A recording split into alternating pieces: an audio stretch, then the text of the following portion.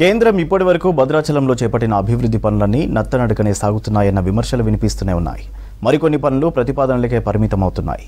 భద్రాచలాన్ని ఇటు ఆధ్యాత్మిక క్షేత్రంగా అటు టూరిజం హబ్గా మార్చే అవకాశం ఉన్న కేంద్ర ప్రభుత్వం అలసత్వం వహిస్తుందన్న ఆరోపణలున్నాయి. కేంద్ర ప్రభుత్వం చొరవ చూపితే భద్రాచలం జాతీయ స్థాయిలో గుర్తింపు పొందే అవకాశం ఉంది.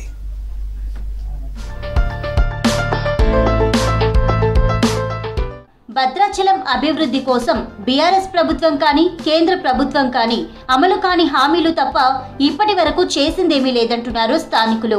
భద్రాచలంలో గోదావరి నదిపై ఉన్న మొదటి బ్రిడ్జ్ పక్కనే రెండో బ్రిడ్జ్ నిర్మాణానికి 2015 ఏప్రిల్ 1న నాటి కేంద్ర జాతీయ రహదారుల మంత్రి నితిన్ గడ్కరీ, అప్పటి రాష్ట్ర R&B మంత్రి తుమ్మల నాగేశ్వరరావుతో కలిసి శంకుస్థాపన చేశారు. 36 పిల్లర్లు, 12 మీటర్ల వెడల్పు, ఇరువైపులా 4 అడుగుల ఫుట్పాత్ తో 2016 నాటికే పనులు పూర్తి చేయాలని నిర్ణయించారు.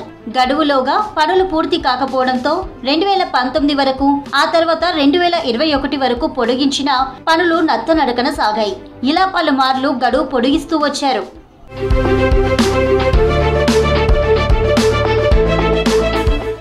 ప్రస్తుత కాంగ్రెస్ ప్రభుత్వం అధికారంలోకి వచ్చాక మంత్రి తుమ్మల నాగేశ్వరరావుతో జాతీయ రహదారుల అధికారులకు అల్టిమేటం జారీ చేసి చివాట్లు పెట్టారు. దీంతో ఆగమేఘాల మీద రెండు వైపులా అప్రోచ్ రోడ్లను పూర్తి చేసి ఈ ఏడాది ఏప్రిల్లో జరిగిన శ్రీరామనవమి రోజున రెండో బ్రిడ్జిని లాంఛనంగా ప్రారంభించారు. ప్రస్తుతం వాహనాల రాకపోకలు సాగుతున్న ఇరువైపులా ఉన్న ఫుట్పాత్ గోడ పనులు మాత్రం పూర్తి కాకపోవడం గమనార్హం. బడ్జెట్ అందుబాటులో ఉన్నప్పటికీ జాతీయ రహదారుల శాఖకు చెందిన రెండో బ్రిడ్జి నిర్మాణానికి 9 ఏళ్లు పట్టింది. భద్రాచలం రామాలయం అనేది దక్షిణ భారత అయోధ్యగా పిలువబడతా ఉంది. ఇక్కడికి అనేక రాష్ట్రాల నుంచి భక్తులు వస్తూ ఉన్నారు. మరి ఇక్కడికి సంబంధించినటువంటి రెండో బ్రిడ్జి గోదావరి మీద నిర్మాణం చేపట్టి ఇప్పుడు 9 ఏళ్ళు పూర్తవుతున్నా అది ఇంకా పూర్తి కాలేదు.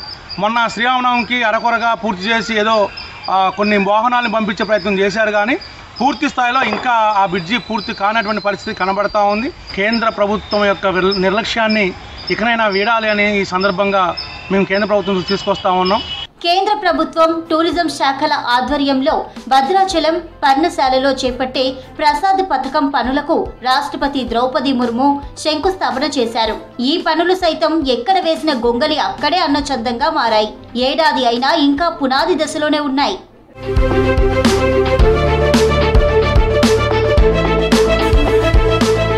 ఇక తెలంగాణ, ఆంధ్రప్రదేశ్ రాష్ట్రాల విభజన సమయంలో భద్రాచలం గ్రామ పంచాయతీ పరిధిలో ఉన్న పిచుకలపాడు, ఎటపాక, పురుషోత్తపట్నం, గుండాల, కన్నాయిగూడెం గ్రామాలను ఏపీలో కలిపారు.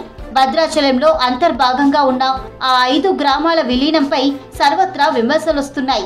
భద్రాచలం అభివృద్ధికి ఈ 5 గ్రామాలు కీలకం కావడం, ఆయా గ్రామాల వారు భౌగోళికంగా ఏపీలో ఉండేందుకు ఎదురవుతున్న ఇబ్బందుల దృష్ట్యా తెలంగాణలో విలీనం చేయాలని ఎప్పటి నుంచో కేంద్ర ప్రభుత్వాన్ని కోరుతున్నారు. అయినా కేంద్రం నుంచి ఇంతవరకు స్పందన లేదు. భద్రాచలం పట్టణం 5 గ్రామ పంచాయతీలు తెలంగాణలోకి రాకపోవడం ద్వారా పాలనా వ్యవస్థ కుంటుపడతా ఉంది.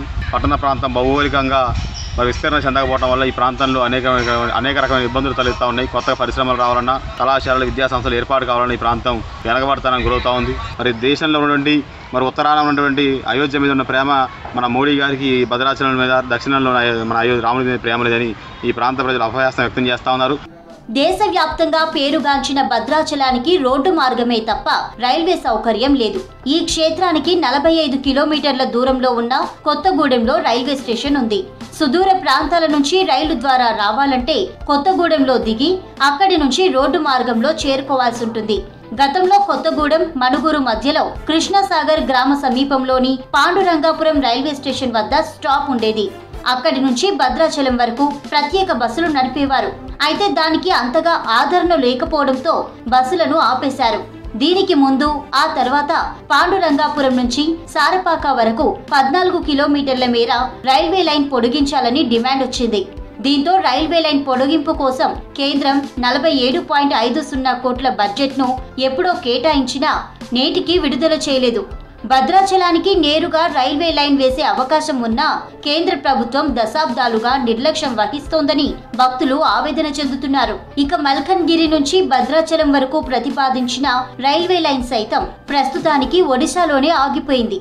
భద్రాచలానికి భక్తులు 4 రాష్ట్రాల నుంచి వస్తూ ఉంటారు. బ్రిడ్జి, ఆ రెండవ బ్రిడ్జి స్టార్ట్ చేసి సుమారుగా 9 సంవత్సరాల పాటు ఇక్కడ నత్తనడకన నడిచి అరకొరగా మొన్నటి నుంచి స్టార్ట్ అవటం జరిగింది. పూర్తి స్థాయిలో పనులు అవ్వలేదు. ఇంకా ఆ బ్రిడ్జి నిర్లక్ష్యం అనుకోండి, రామాయణ సర్క్యూట్ అనుకోండి, అలాగే రామాయణ ప్రసాద కార్యక్రమం అనుకోండి, ఇవన్నీ నడుస్తున్నాయంటే ఒక భారతదేశంలో ఆధ్యాత్మిక కలగా పార్టీని కలిపిలకమైనటువంటి పార్టీ ఏదైనా ఉందంటే భారతీయ జనతా పార్టీ.